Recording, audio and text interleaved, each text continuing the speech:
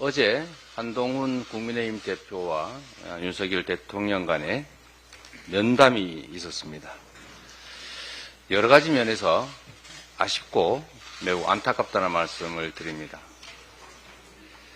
정치를 복원해야 합니다.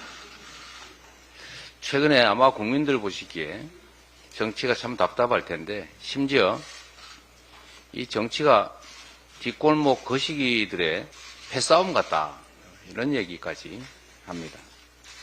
존재를 인정하고 협의하고 조정해서 이견을 하나의 의견으로 만들어가는 과정, 그게 바로 정치 아닙니까?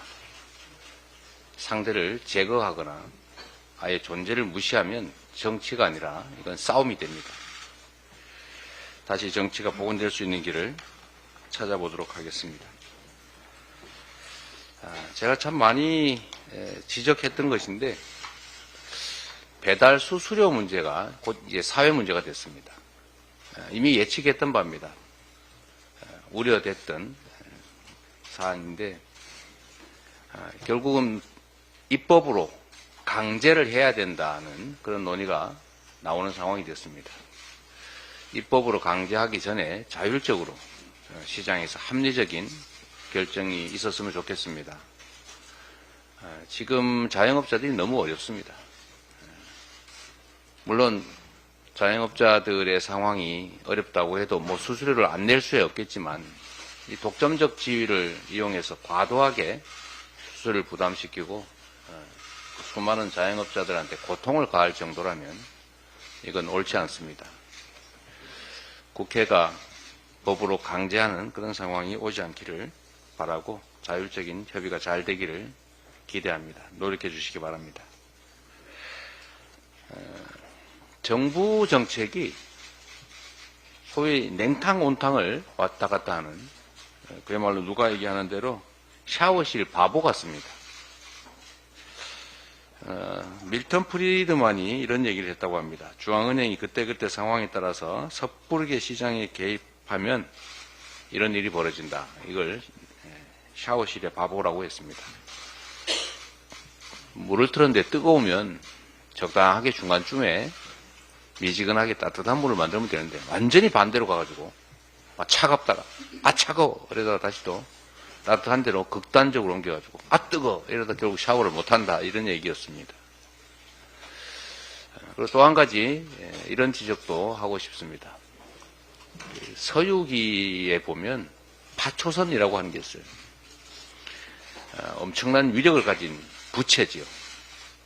그 부채를 쓰는 소위 철선 뭐라든가 뭐 어쨌든 그 요괴는 그냥 가볍게 부채질을 하지만 이게 온 세상에 태풍을 몰고 온다는 것입니다. 권력이란 그런 것이죠. 권력은 자기의 의사를 타인에게 강제하는 힘을 말합니다. 온 국민에게 그런 영향을 미칠 수 있는 권력을 행사함에 있어서는 정말로 신중하고 섬세해야 합니다. 현장을 모르면 뭐 이런 결정 뭐 필요하면 하지, 즉흥적으로 과격하게 하면 현장에서는 그야말로 태풍이 붑니다. 최근에 디딤돌 대출 관련해서 이런 일이 벌어지고 있습니다. 이 국민들에게 주택을 마련하는 디딤돌을 마련해 주겠다는 게 이게 지금 걸림돌이 되고 있습니다.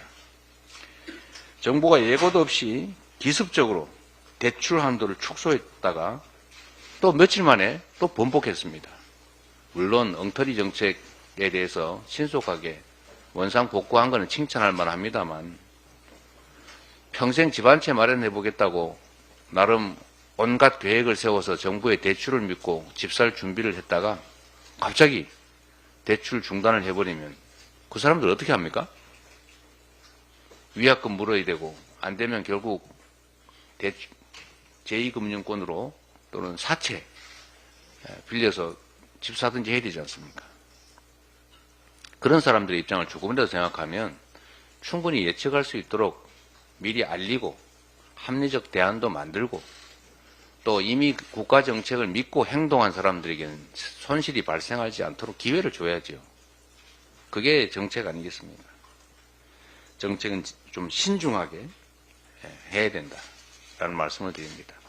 즉흥적으로, 과격하게, 마음대로 현장을 모르고 이런 정책들 오락가락 하지 않기를 바랍니다. 사실 그전에도 꽤 여러 번 이런 일이 있었죠. 만 5세 초등 입학. 이거 뭐 황당하지 않습니까? 갑자기. 또 예를 들면 의대 5년 축소 뭐 이런 얘기.